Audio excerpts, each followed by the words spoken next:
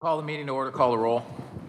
Trustee Healy. Here. Trustee Katsinas. Here. Trustee Malani. Here. Trustee Compass. Here. Trustee Reardon. Trustee Radiszewski. Here. Mayor Pika. Here. Please rise for the Pledge of Allegiance. I pledge allegiance to the flag of the United States of America and to the republic for which it stands, one nation, under God, indivisible, with liberty and justice for all. Approval of the March 20, 2023 Committee of the Whole minutes. Mr. Mayor, Trustee Katsinas. I move to approve the meetings of the regular meeting of the Committee of the Whole of March 20th, 2023. Second. Any questions or comments? Call the roll. Trustee Katsinas. Aye. Trustee Compass. Aye. Trustee Healy. Aye. Trustee Malani. Aye. Trustee Radiszewski. Aye. Mayor Pika. Aye. LED streetlight program deferment. Mr. Chairman, Trustee Compass. I move to approve the deferring of the LED streetlight program. Second. And I'll just point out that this was the one neighborhood that had voted in favor of doing streetlights. And then we did an extensive survey of the utilities that were there and the easements that we had. And essentially, we don't really have the necessary easements or the necessary infrastructure there. We require a lot of construction through people's yards, and people essentially were changing their minds. So Bill, lucky you now get your way. So there's now no longer a plurality of people that want to get it done, and plus it would be very, very expensive to do just because it's such an older neighborhood. It just does not have the infrastructure required. So it'll stay the way that it is for the foreseeable future with everything else that we have going on if we vote to defer it. Call the roll. Trustee Compass. Aye. Trustee Malani. Aye. Trustee Healy. Aye. Trustee Katsinas. Aye. Trustee Radiszewski. Aye. Mayor Pika. Aye. 2023 Sidewalk Removal and Replacement Program. Mr. Chairman, Trustee Malani. move to recommend to the Village Board to award ITB 23-024-2023 Sidewalk Removal and Replacement Program to Strata Construction Company of Addison, Illinois, for an amount not to exceed $1 million. Second. And I'll point out this as well. So we did an extensive report on our sidewalks. And we have a 5-year plan to get caught up, like our roads, our parks, our ponds, and everything else. We're way behind on those things. But one of the things that's going to come up during the strategic planning is whether or not we try to do this in 2 years rather than 5 because of some of the liabilities associated with it. So it's probably one of those critical threats that we need to consider just getting caught up on relatively quickly just because of the potential liability. Any other comments?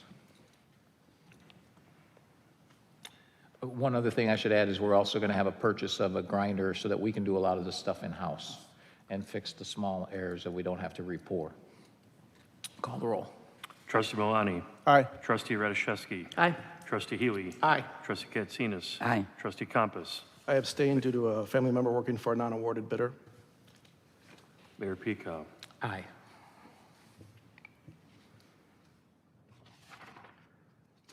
(2023) Asphalt Parking Lot and Path Maintenance Bid Award IDB 23-025. Mr. Mayor, Trustee Healy. I move to recommend to the Village Board to approve awarding ITB 23-025 2023 asphalt parking lot and path maintenance to Advantage Paving Solutions of Joliet, Illinois, for a total amount not to exceed $398,177.95. $388,177.95 plus a $10,000 contingency. Second. Any comments? Mr. Chairman, Trustee Malani. just a quick question. In one of the future items we're talking about tonight in the, about the historical sites, we're talking about the possible moving of the Hoster cabins. So if that's the case that we might do that, why would we add the cabin path in as one of them that we would maintain this year? Joel. So even though the cabins are planning to be moved, The pathway is still used through that forest area, and so it's another recreational path that we have to maintain. Okay, is that the one on, it goes from West Avenue over to Ravinia? Is that the path that we're talking about? Kind of goes around that pond area? A portion of it, Okay. will be done. I think it's in the attachment, you can see that. We did the one by the Rec Administration Building and FLC last year, and so we're continuing the repair work. Either way, it's just a part of a contiguous path then. Okay, all right, thank you. Good question.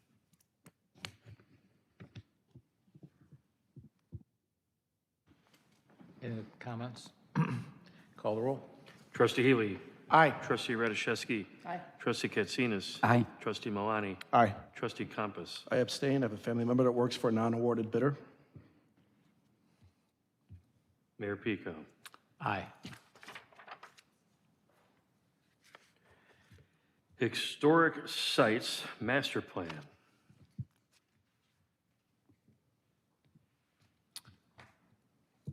George, who's presenting that? I can walk you through that tonight. Okay. A brief PowerPoint presentation.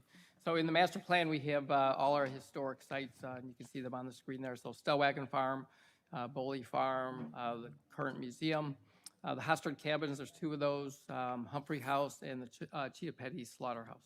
Chapetti. Petty, thank you. And you can see here, we're proposing that we fold all these under one umbrella under it's called the Orland Park Heritage Sites.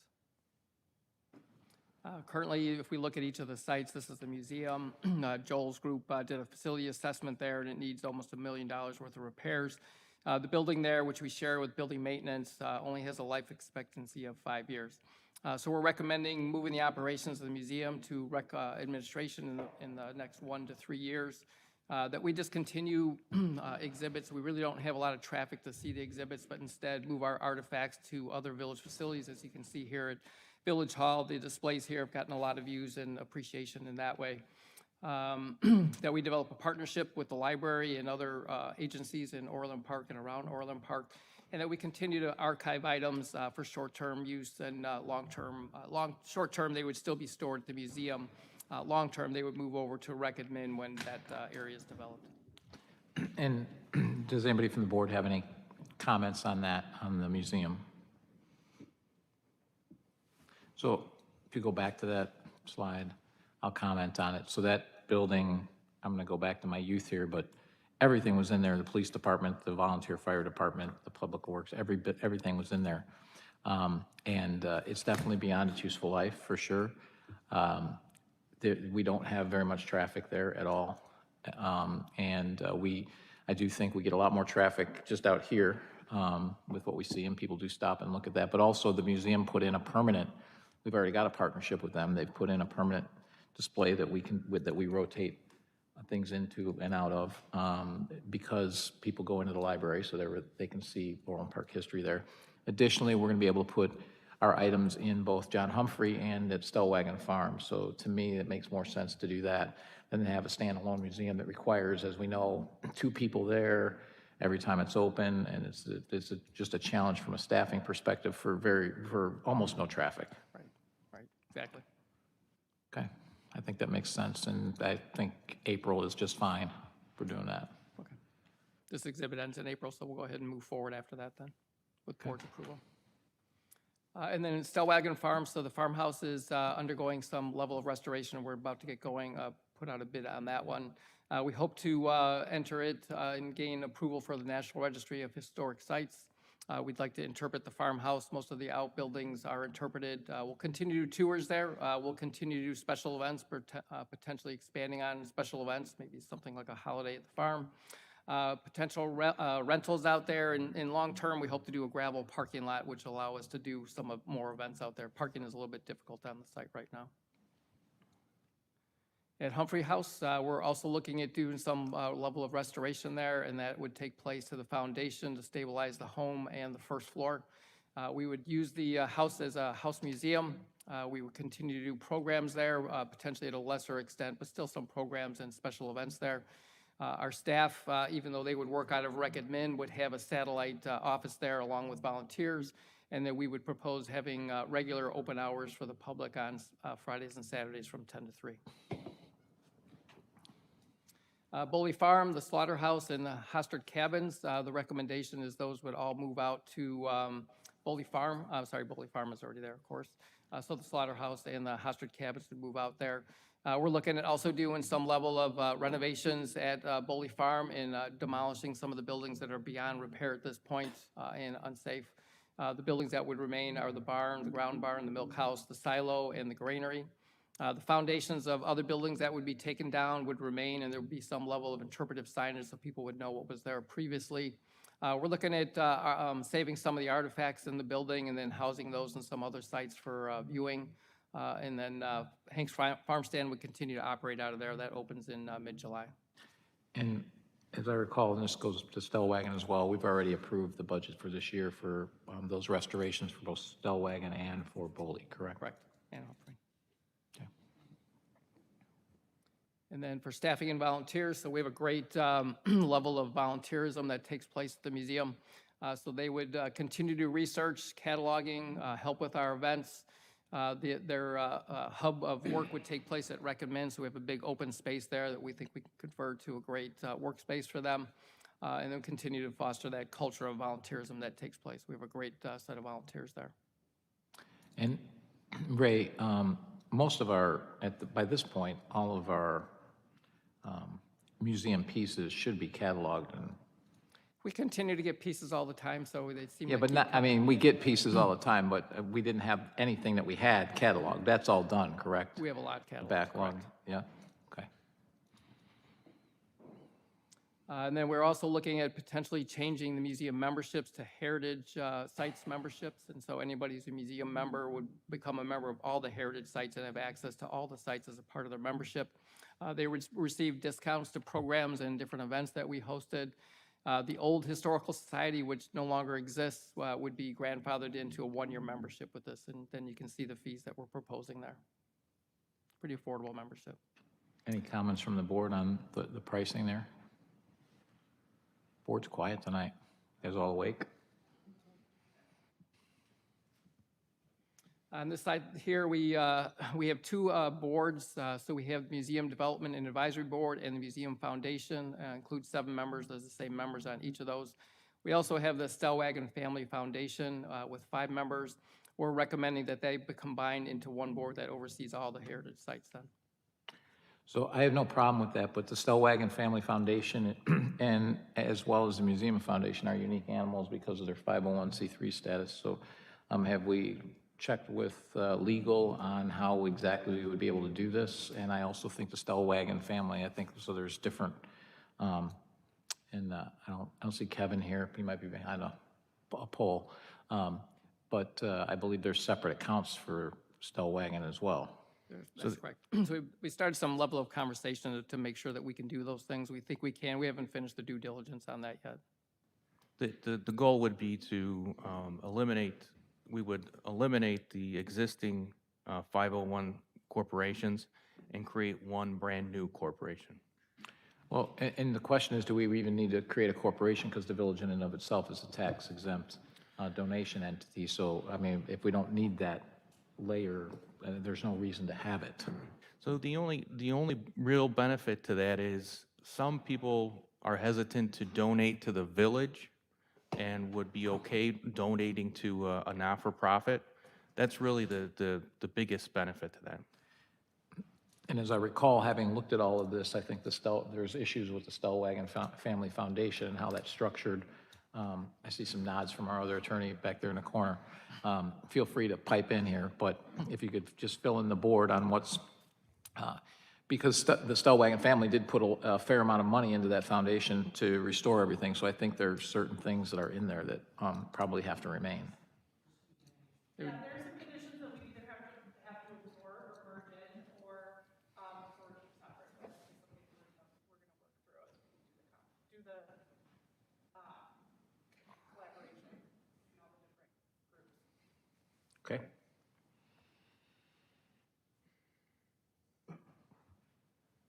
And then the, so budget sponsorships and community partnerships. So again, all the heritage or historic sites would be under one umbrella with one foundation account, as we just mentioned. Sponsorships would continue for restorations, for exhibits, for programs and events. And so we've been doing those in the past. We've continued to do those all for the whole heritage umbrella.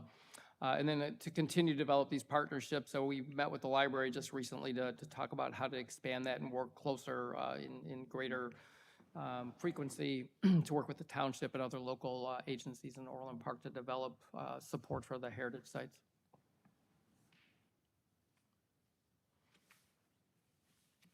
Are there any questions? I have a question. Trustee Radiszewski. Ray, maybe you mentioned this already, and forgive me if I missed it, but regarding those two funds and combining them, what was the purpose? Just to support all the sites under one umbrella instead of separately. So when people make a donation, they can still earmark it. So if someone wants to make a donation for a program or an event, we can earmark it for that expense. But it just makes it for easier administration of the funds and easier tracking. They have to be audited separately too, so it costs more money. Thank you. Mr. Mayor? Trustee Healy. I've got a couple comments. One, I'm delighted that you're getting, the cooperation with the library is going on. I think that can just be better for the whole community with the two government organizations cooperating on the same level. Second comment I have is, I've said before that 10 years ago, the budget for the History Museum was zero. Now we're spending hundreds, if not millions of dollars a year in this endeavor. So I look at this plan, which I think is a great plan, organized way that the money will be spent, in a cohesive fashion behind this plan. I do have one question though, and I'm just not just. Did we ever get title to the Humphrey House? I don't believe. Yes, title has been written. I believe they're waiting for one more document from the Historical Society, so it was passed back to them, so the title policy has been written. I'm sorry. The title policy has been written. We're waiting on one. They're waiting on document one from the document from the Historical Society. Historical Society. All right, thank you. And I will point out that, Bill said we're spending millions. What we're doing is we're spending money to restore our sites from a capital perspective. We are not spending millions of dollars a year on the museum. So actually, it's a very small part of our recreation budget with one person. But what we're really doing is keeping our sites up. And we inherited, if you will, Humphrey House, which thankfully the Humphrey family was wise enough to say if the Historical Society goes defunct, it goes to the village, so it didn't just go to anybody. And unfortunately, there's about $500,000 in restoration to keep that house, and which is obviously a historic house and on the historic registry, so it's pretty important for us to maintain it. And thankfully, we got it now before it was $1 million or $1.5 million or whatever, because it would have just kept going up. And Mayor and Village Board, the next step after this is, this was an introduction. This will go to the stakeholders, the Museum Board, Stellwagen family and foundation.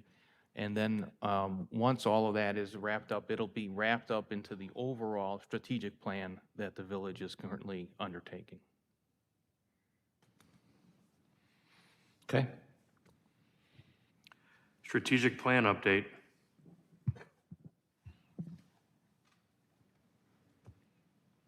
So I know we have a few departments. So, Good evening, Mayor and trustees. did you get it down to 2 slides? That was your direction. The material for 2 slides on a few more slides, but they're still the same that what you looked at, Mayor.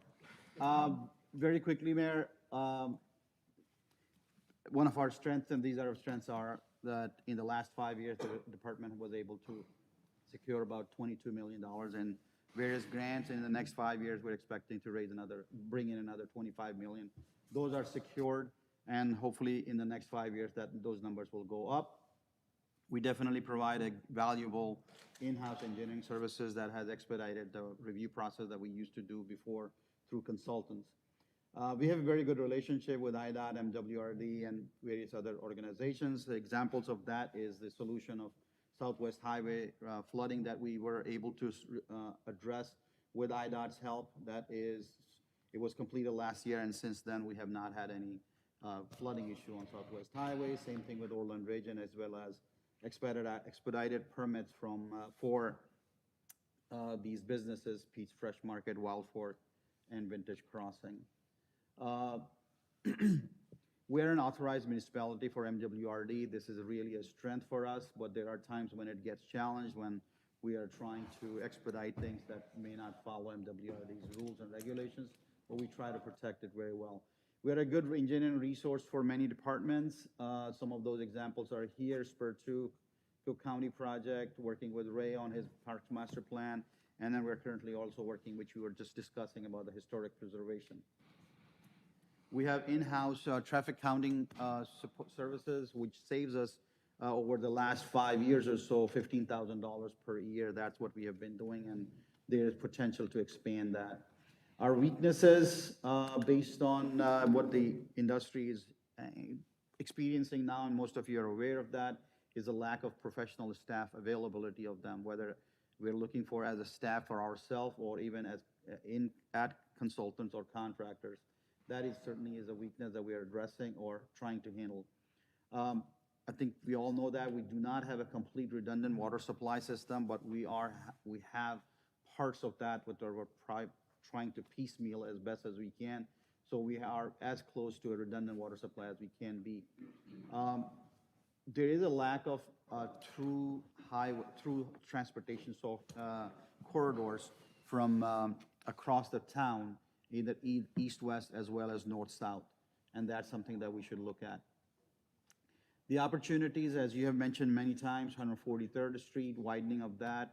Hopefully, a first phase of that will be in construction in the next couple of years. The other opportunities we have is we have about 2,000 acres of undeveloped land in the village, as well as the I-80 corridor that includes that. What do we do with those parcels? Those are definitely opportunities for us. The other thing we have is 183rd Street, which is not across the town. It doesn't connect to Southwest Highway. Should we look into that as a westward expansion, that would be something we look at. The Orland Square Mall and the enhancements of Orland Square Drive, those are many opportunities out there. And then if we have challenges with stormwater system there, but there are some great opportunities out there. We're continuing to work on reducing the flooding in the village. We have, like, Southwest Highway is not an issue anymore. We're working with Cook County. Currently, we have $500,000 of repairs that is available to us over 3 years. We're looking at if we can extend that with mayor's help and. Did you hear that, Commissioner Morrison? So we're looking, hopefully, that we can expand that to $500,000 per year. That definitely will help us. We're exploring the idea and the details about I-80 interchange, whether it's Wolf Road or Wilcook Road, to be determined, but that is something we're looking into it. And definitely refining our codes. Example, Mayor, that is, we currently use wet bottom ponds, which have this water sitting in the pond. It's a great way to protect our system, but it is also an expensive way a relatively expensive way to maintain our stormwater system compared to a dry bottom pond where it could be grass at the bottom, and then we will have to deal with a couple other elements, but those are options we're looking into. Hopefully that will be bringing it up to you in the next couple of months for some code modifications. Small cell infrastructure and 5G network, it keeps coming back to us. In the next few months, you will see probably 4 antennas going up on along LaGrange Road near 143rd Street intersection. That's coming up, and so we're continuously getting requests for installation of 5G network. Our threats, Tinley Creek. Many of you know more details about it. There is a potential threat to existing properties, as well as the funds that is currently available for MWRD in case we are unable to move forward with the project. There is a threat to that. Construction cost escalation is common. Today we received bids for the Spur 2 project, which is 30 to 40% higher than what it was estimated a couple of years ago. So that is it. Stormwater limitation, for, as I mentioned, for Orland Square Mall, that is, we're literally at the end of it. We do not have any more capacity in our system to support Orland Square Mall or anything that comes along the ring road. You all know about the metro ridership and stations, then I-80 corridor and the undeveloped parcel. I mentioned that before. There's significant investment is needed if we need to provide any services in the undeveloped parcels, because we do not have majority of the utilities available to us, whether they are water, sewer, stormwater. None of that is available, and we would have to. And it's about a 5-year timeline before we will be able to provide, even we start investing anything today. So some of the strategic decisions that needs to be made related to our department is what should we do with the Wolf Road widening? We are in the phase 1. We're about to spend about $1 million in that, but if we continue on that path, there will be a lot more obligation that will come out, financial obligation will come upon us to complete phase 2, but the funding for that project is not in any time, I would say, at least for the next 2 decades, I cannot see that. So that's a strategic decision that we need to make. Should we extend Orland Parkway? That board needs to weigh in into it and make a decision. Just like I said, investment in future infrastructure, should we look into that? Should we wait until a development comes through? And then the mall and outlots, Tinley Creek stabilization, I mentioned that. We also have some aging infrastructure in the old Orland and other areas where infrastructure is reaching at a 50, 60-year timeline. Then we need to take a look at what to do with that. So that is kind of a quick summary of our. So just so the board knows about what we've talked about strategically, so Wolf Road, we had engineered 20 years ago. It's gonna be 25 years before that ever gets done. And so do we keep throwing good money after bad because we already have some planning and things that have already been done?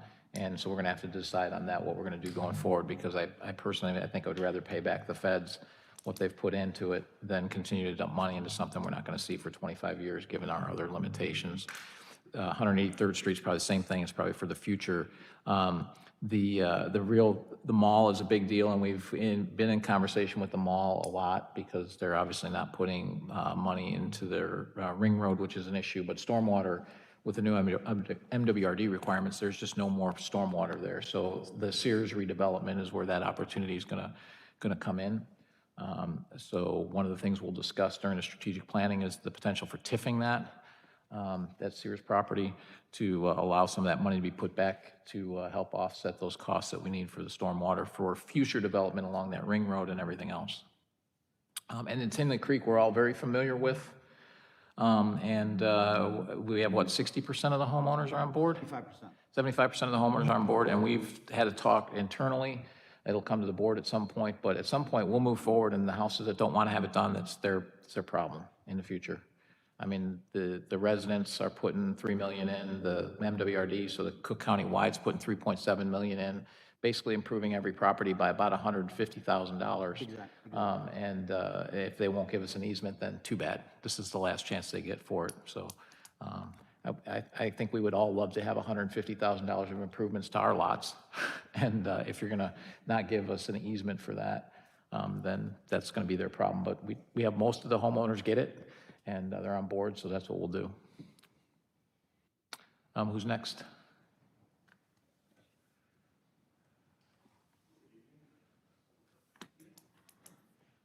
Good evening. So for the IT department, we've identified our strengths. We have a solid infrastructure. We've made a lot of investment into our IT infrastructure over the past few years. That includes our switching, our cabling, servers, backup systems, security, our telecom being our new phone system, and our ERP system. We have a high-performing and dedicated staff. We consider ourselves competent, and we're held to a high professional standard. We also engage in enterprise licensing and volume licensing where we can. So we use cooperative purchasing programs to purchase software such as Adobe and Microsoft and things of that nature. So we get good discounts on that software. For weaknesses, we have split IT departments. So between the village IT and the police IT, there's some opportunity there to kind of combine efforts so that we can reduce task and budgetary redundancies. We have some issues with staff onboarding and offboarding. That's been quite a challenge because of the number of tasks and number of things that have to be done every time a new employee is hired or terminated. So that requires a significant amount of our time just to bring new people in and to terminate people as necessary. We have a lack of policies and procedures, so a lot of our operational functions are kind of just built into what we do every day, but we don't have it documented. So that's an issue that we have to address. Two opportunities that we've identified include single identity. So you may have heard of single sign-on, which is basically you use one account for all of your different applications. We'd like to continue going down that road. So essentially, you would just use your Orland Park email address to sign into any number of various enterprise systems. And then the other opportunity is data analytics. We're kind of at a point now where we have access to tremendous amounts of data, but we're not necessarily making use of that information.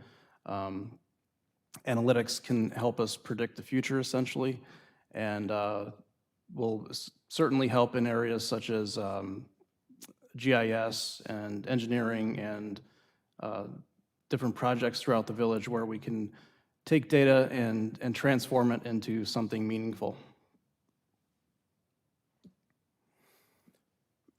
For threats, cybersecurity is always going to be a threat for us. Every day we're fighting off thousands and thousands of different attacks that are coming in, primarily through email. And of course, everyone's familiar with the various attacks that have been perpetrated against municipalities and schools and things of that nature. Turnover is an issue for IT. As you know, we lost our IT director to the private sector. So that's something that, like many other departments, IT is not immune to turnover in that regard. And then we also have contracts and legal and procurement issues. These processes, although they're necessary, they slow down progress. The IT department is often expected to respond to a new issue rather quickly. Sometimes the same day, we're expected to come up with a new solution for something. And if we're, not able to do that quickly because of procurement or because of contract issues or something like that, that just slows everything down and people get frustrated with us. For our strategic programs, we came up with a resident concierge service, which is basically providing a single point of contact for residents that need careful guidance through difficult or complex village services or procedures. This would kind of eliminate the siloed department scenario that we have in a lot of cases where people get tossed around between departments or between different employees throughout the village. Next one is to embrace the cloud, which we've already been doing, but we will plan on continuing to do that. Essentially, the vendors that we engage with, such as Microsoft and Tyler, they are essentially forcing their customers to go to the cloud. So anything that we have on-prem currently, 5 years from now, it is unlikely that those vendors will support anything other than having their services in the cloud. So that includes software as a service, infrastructure as a service, things of that nature. And then finally, we have what I alluded to earlier with analytics and dashboarding.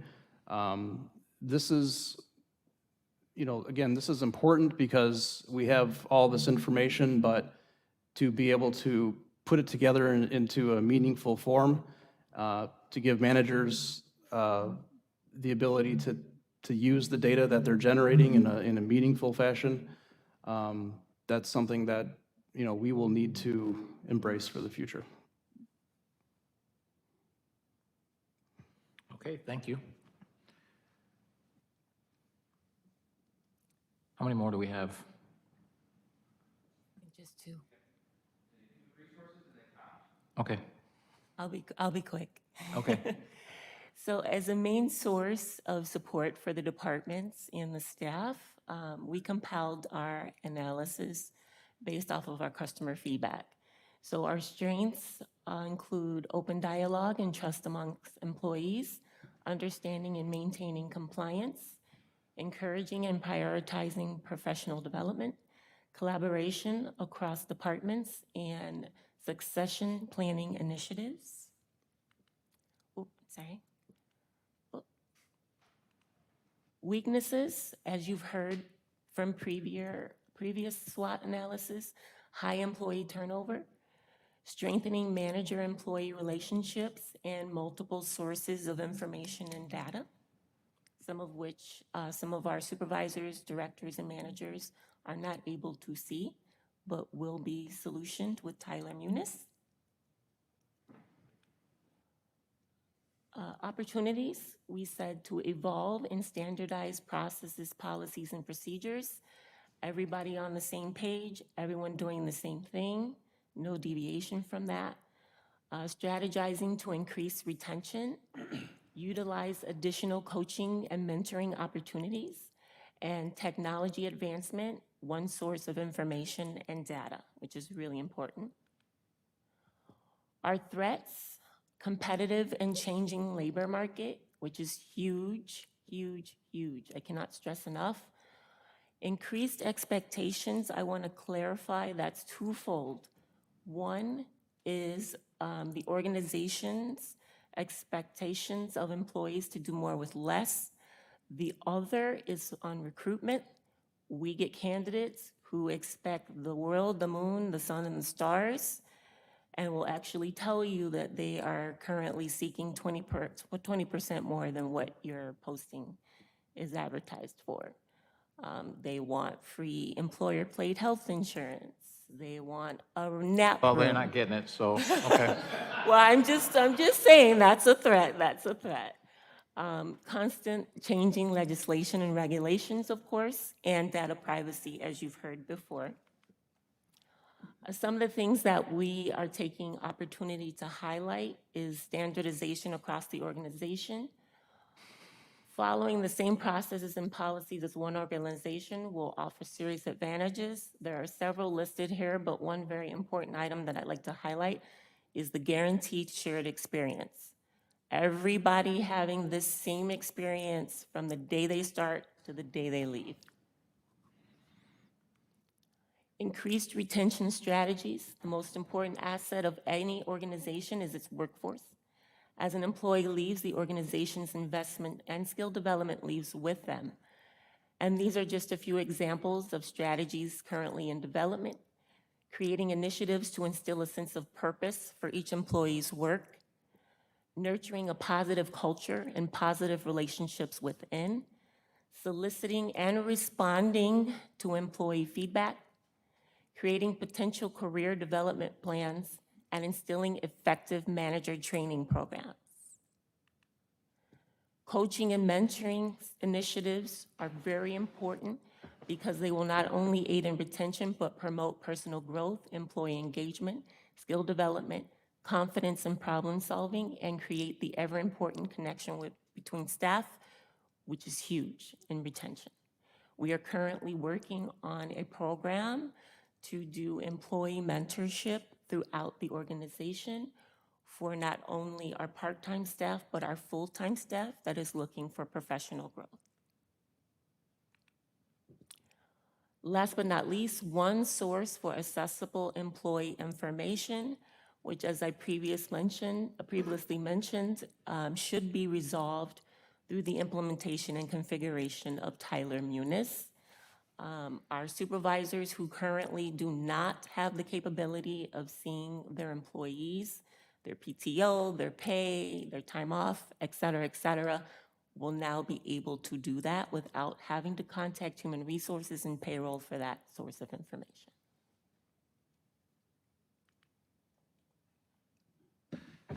Thank you. I will say that our turnover is not a weakness. We had no turnover for decades. And so we don't have, especially since we had, 95 people take early retirement, I don't think we have an extreme amount of turnover relative to any organization I've been a part of. So I really don't think that's a weakness. Plus, I think turnover is actually healthy. Losing an IT director, while it hurts, the fact that he goes on to something that's bigger that we can't offer him is a reflection of the positive of our organization and how we developed him over 4 years. So I think that's one thing for sure this organization needs to turn on its head, that losing people and turnover is not unhealthy. It's healthy for an organization. And we still have not gotten out of that mindset that turnover is a bad thing. And turnover is not a bad thing. We need turnover in order to maintain a healthy organization. Next. I think, Joni, are you giving this? Yes.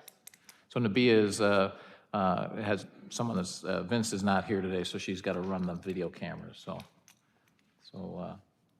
Trustee Radashevsky's going to briefly go through this. So communications, marketing, SWOT analysis, our strengths are many highly effective communication methods in place. And if you look at our social media and all the things that we do, we have more channels than probably any other municipality in the state, at the very least.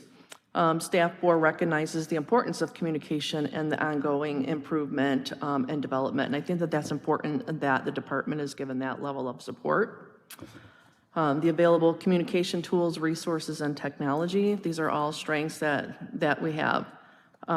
We currently communicate regularly with a vast demographic, utilizing social media, our newly revamped website, monthly emails, live stream meetings, and events. We have a healthy, professional, and mutually beneficial relationship with local media, as well as community stakeholders. And we have a plethora of communication tools at our fingertips, such as social media, scheduling tools for video and production equipment. Weaknesses, cross-departmental understanding of communication guidelines and best practices, and optimal use of available tools and resources. A committee was formed last year in the fourth quarter, made up of representatives from each of the village's departments, as well as myself. This allowed for an open discussion and cross-departmental discussion of needs and problem-solving techniques that are now being built into this strategic plan. While other departments have their own goals and responsibilities, like providing clean drinking water or safe roads, public safety, et cetera, we still believe that messaging and public awareness is also key. Conveying that information, utilizing a one voice, consistent format is not only best for village staff, but also for the community as a whole. Opportunity to better coordinate cross-departmental communication, create streamlined review process, and training and understanding of the village branding, writing, and style guides. Training of new and existing staff who regularly communicate on behalf of the village is an instrumental key to a successful communication by the village. A review process has already been implemented with regular producers of communication material that exists beyond the communication and marketing department. A writing guide specific to Orland Park staff has been created and distributed for use by village staff. So part of that is just our writing style, if that makes sense, where, I went to school, I learned MLA, there's different, style guides. And so there's no right or wrong, but it's just about having one guide and everybody following it, if that makes sense. So it's just about consistency and about having that one voice. So we're all, kind of sending that same message. And then opportunities. Threats. Staff training, employee retention. Upon completion of the strategic plan, we intend to work collaboratively and fluidly with the HR department as well as new staff to make time for training at onboarding as well as continued review processes for existing staff. As we heard from HR, other departments, many trainings, initiatives, incentives are being enacted to strengthen the village of Orland Park's bond to their current roles. As a department, we regularly recognize progress, hard work, and dedication while remembering that it's our duty to the Orland Park community to convey accurate, consistent, and thorough messaging that reaches all demographics as the Orland Park stakeholders have come to expect. Is that it?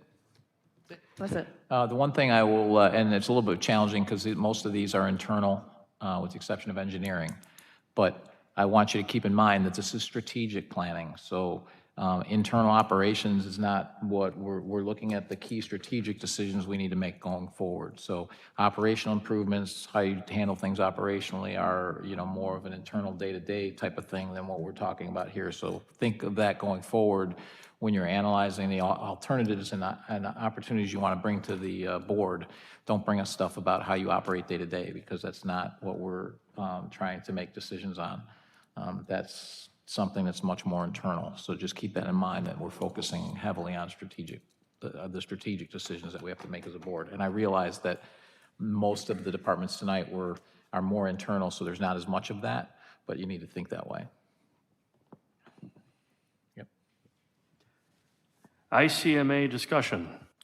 So I put this on the agenda today because a number of board members have come to me. Obviously, I'm not happy either with what we've seen from the ICMA, and apologize if it makes some of our employees uncomfortable, but the reality is the ICMA has taken some actions that, from an organization that's supposed to be a nonprofit, supposed to be non-political, they've engaged themselves in the political process here, and they've engaged in such a way that they've given residents false information, which I find problematic. Additionally, what the board knows, maybe most of the public doesn't know, is they have provided what were supposed to be confidential documents to someone who's then used it against the village, against trustees, and cost us a significant amount of money to defend. And that's still ongoing. And to me, that's very, very problematic for an organization that is, they're supposed to be supportive of these individuals, but they're not supposed to be engaged in that. And with that, I'll open it up to the trustees and their comments. Trustee Healy.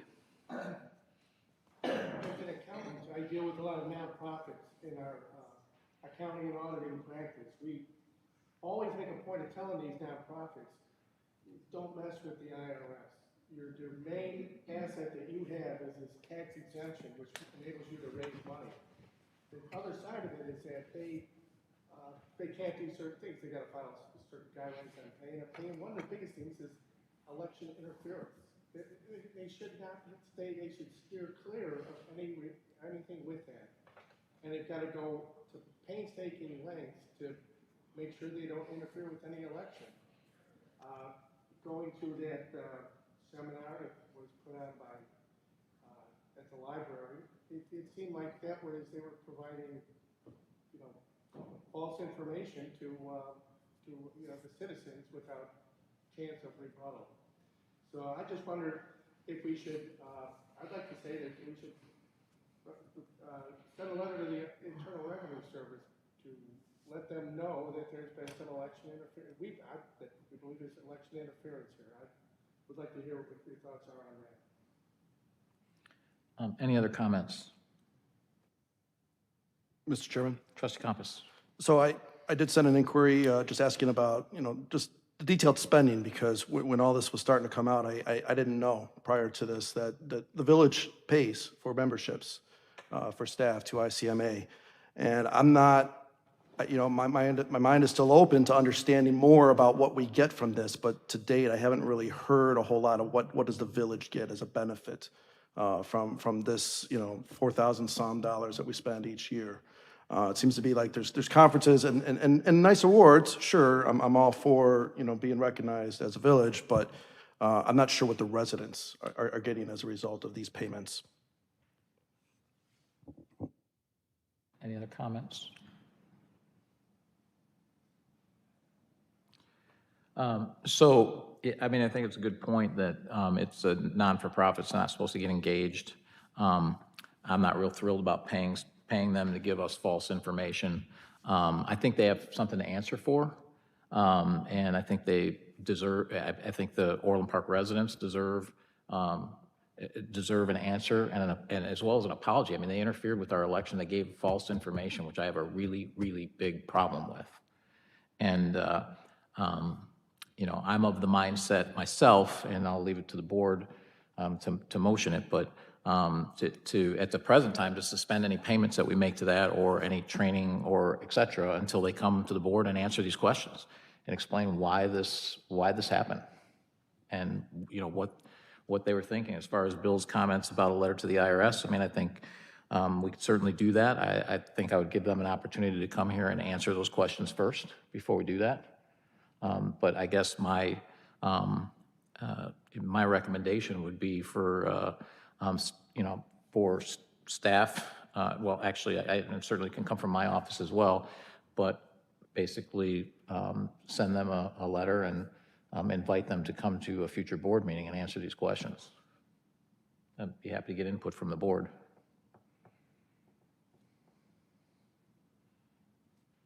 I would welcome that discussion.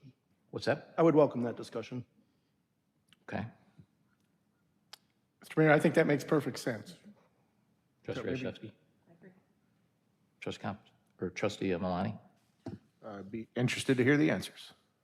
Trustee Katsinas? I as well, yes. Okay, so George and Dennis, if you could work on a draft letter from me to them, and we'll invite them here. And then if they don't come, then we'll deal with what decisions we make for them. It gives them an opportunity to answer the questions that we have for them for their behavior during an election, I think is inappropriate. Proclamation honoring the Emergency Services Disaster Agency. So this has probably been a long time in coming, you know, that ESDA has been around for a long time, and the ESDA folks are rolling in here. Who are these guys? So we'll let them come on in. I also, while I'm here, I want to thank a couple of elected officials who have come to also honor our ESDA folks.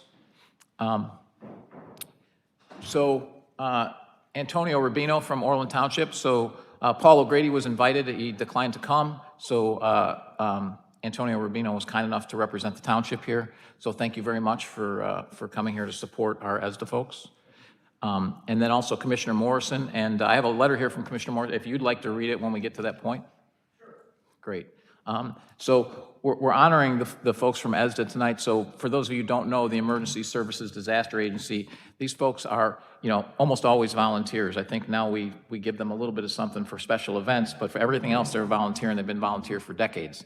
So, for example, on Friday night, when we had all that bad weather, I think they spent about 6 hours out watching for tornadoes on their own time as volunteers to help keep our community safe. And so it's high time that we acknowledge them. We often acknowledge our police officers and everything else, but sometimes we forget about some of our staff, and I know they've been mentioned. They're certainly still top of mind, and you know, I want to thank you know, Chief Rossi and Deputy Chief West for supporting them and supporting them over the years, and everyone that supported them over the years. Also, our ESDA Director, Rich Miller, and our Deputy Director, Eric Vates. And Rich, you probably should slide over a little bit so the camera can see you. So instead of hiding behind the pole. But I want to thank you guys for all that you do. And before I read the proclamation, Commissioner Morrison has written a nice letter that if he would like to read it. Well, you can go to the podium. Yep. And Chief, you have something you would like to say too?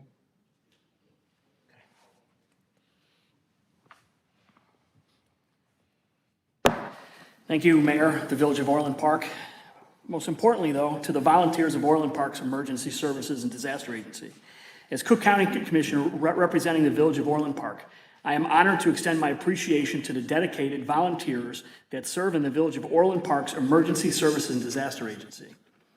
The Orland Park Emergency Disaster Agency exists to prevent, minimize, repair, and alleviate injury or damage resulting from disasters caused by enemy attack, sabotage, or other hostile action, or from natural and man-made disasters. In times of emergency, ESDA volunteers serve. When trained volunteers are critical to a community, ESDA volunteers serve. When the Orland Park Police Department needs support, ESDA volunteers serve. When trained spotters are needed in the event of severe weather, ESDA volunteers serve. When traffic control is required, ESDA volunteers serve. When Orland Park is hosting large community events, ESDA volunteers serve. The key word here is service. Be it in good times or the most critical of emergencies a community can face, Orland Parks, ESDA volunteers serve. I truly appreciate the commitment, perseverance, and personal sacrifice required to show up and volunteer when your community needs you the most. Thank you all, and thank you to our ESDA volunteers, and congratulations on receiving this evening's well-deserved recognition. Thank you all very much, Mr. Mayor. Thank you. ESDA.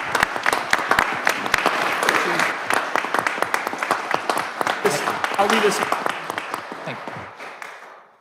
Thank you, Commissioner Morrison. Chief Rossi?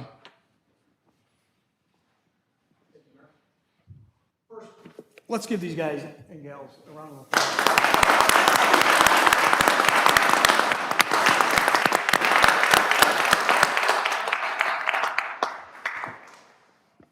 As the chief of the Orland Park Police Department, it's my pleasure to speak today about the incredible work that ESDA does for our community. ESDA plays an essential role in keeping our village safe, and cannot express enough how grateful we are for their tireless efforts. They work hand in hand with our police department and other emergency responders to ensure that we are prepared for any situation that arises. From natural disasters to man-made emergencies, ESDA is always there to provide assistance and support to those in need. They are trained and ready to respond in any situation, and their professionalism and dedication to their work is second to none. I would like to take this opportunity to express my sincere thanks to all the members of ESDA. Your hard work and commitment to the safety of our community is deeply appreciated. You are an important part of our emergency response team, and we cannot do it without you. Once again, thank you to ESDA and all that you do for Orland Park. Your work does not go unnoticed, and we are honored to have such skilled and dedicated people working with the Orland Park Police Department and for our village. Thank you.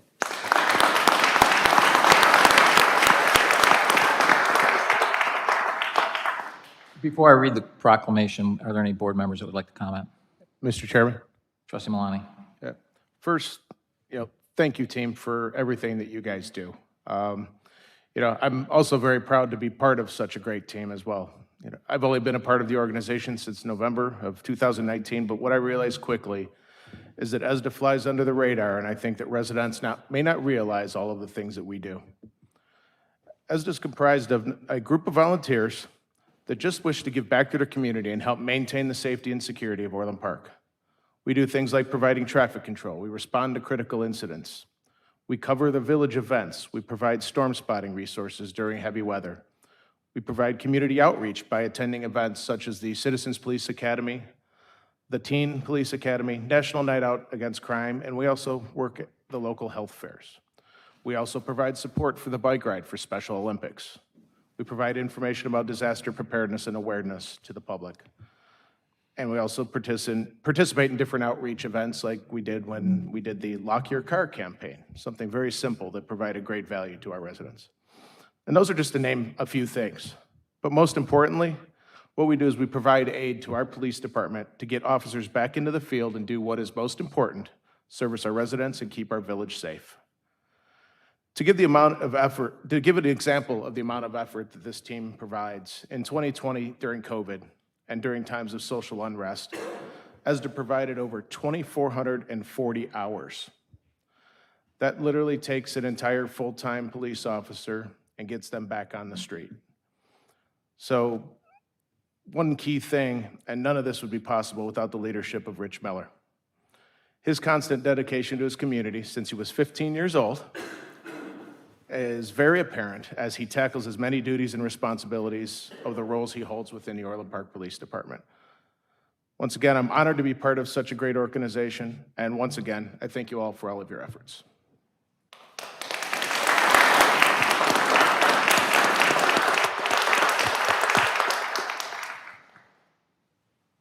Any other comments?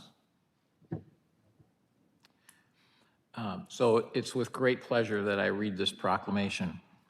a proclamation honoring the Emergency Services and Disaster Agency, ESDA. Whereas in accordance with the Illinois Emergency Management Act of January 1992, the Orland Emergency Services and Disaster Agency, also known as ESDA, exists to prevent, minimize, repair, and alleviate injury or damage resulting from disaster caused by an enemy attack, sabotage, or other hostile action, or from natural or man-made disasters. And whereas the primary function of ESDA continues to be one of support/relief for the Orland Park Police Department. Typically, they provide assistance at major traffic accidents, special events, protect evidence at crime scenes, and protect the public and property in the event of weather-related damage. And whereas ESDA is made up of trained volunteers, they are trained to spot potentially hazardous weather which may impact the village. ESDA volunteers assist the Orland Park Police Department in times of emergency when trained volunteers are critical. ESDA volunteers also assist the police department with traffic control during emergencies and for large community events. And whereas ESDA is part of a multi-county network of weather spotters, providing firsthand information to the Cook County Office of Emergency Management. This information is used for countywide severe weather alerts and is passed on to the National Weather Service. Storm spotting also enables ESDA to provide warnings of potentially dangerous weather conditions to the residents of Orland Park. And whereas the Village of Orland Park would like to thank the members of ESDA for their dedication to the safety and well-being of our community, now therefore I, Keith Pecaw, Village President of the Village of Orland Park, Illinois, and the counties of Cook and Will, do hereby proclaim April 2023 as ESDA Appreciation Month in the Village of Orland Park. I want to thank you all for a job well done, and the community greatly appreciates everything that you do. And now I'm going to invite you all up to come get a photo, but please give them all a big hand.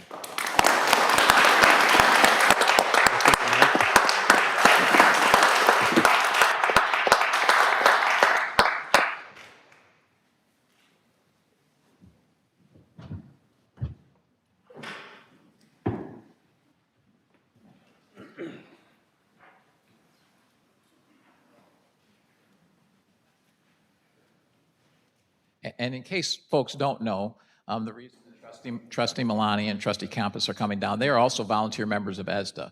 And what's critical is I did mention that some special events, some folks do get paid a small amount, believe me, a very small amount. Trustees do not, as a motion that both of them put up and seconded to make sure that trustees were never paid for their volunteer service. So again, I want to thank all of you for your outstanding service and dedication to the village.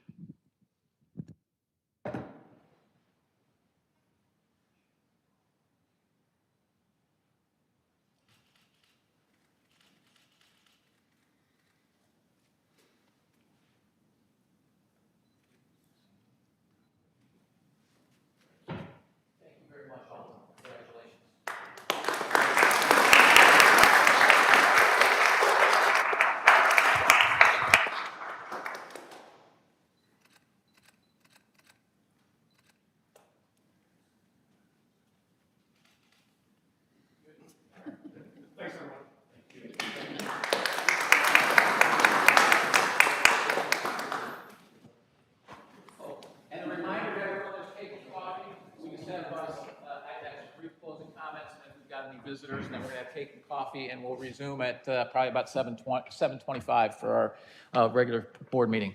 Are there any non-scheduled visitors? I'm going to break from a little tradition, and I'm going to make some comments tonight because I think it applies to our ESDA folks and to our chief and deputy chief who are here right now. I think everyone is aware of some of the vile attacks that have been made over the last 4 to 5 years. Generally, I don't really comment on those much, as you guys know. We just kind of take it because we sit here on the board. However, when those attacks move to family members or staff, I feel like I have very little choice but to say something.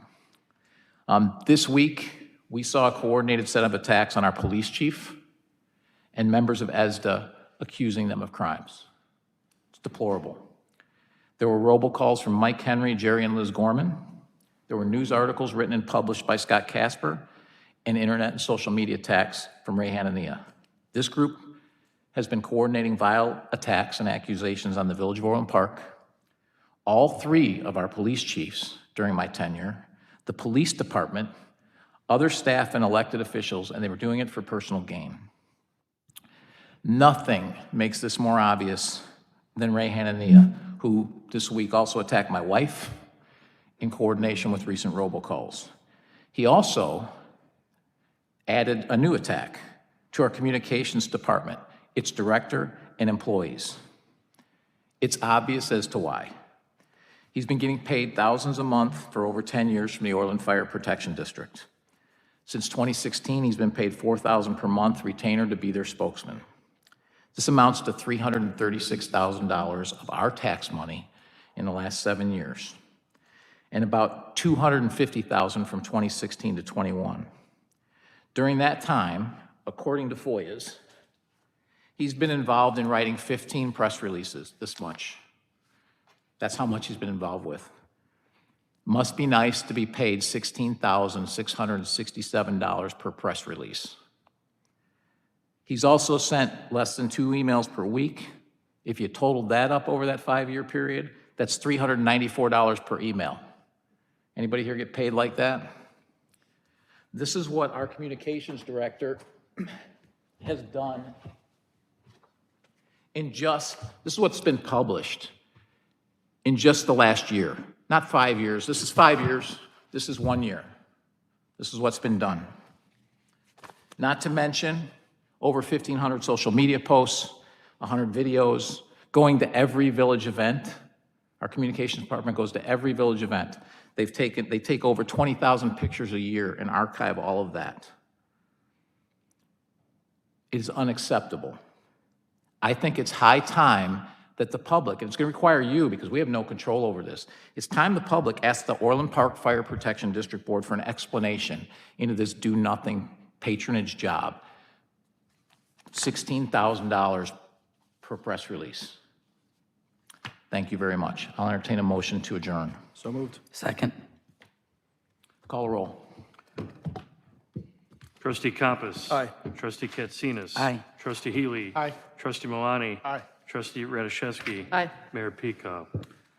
Aye.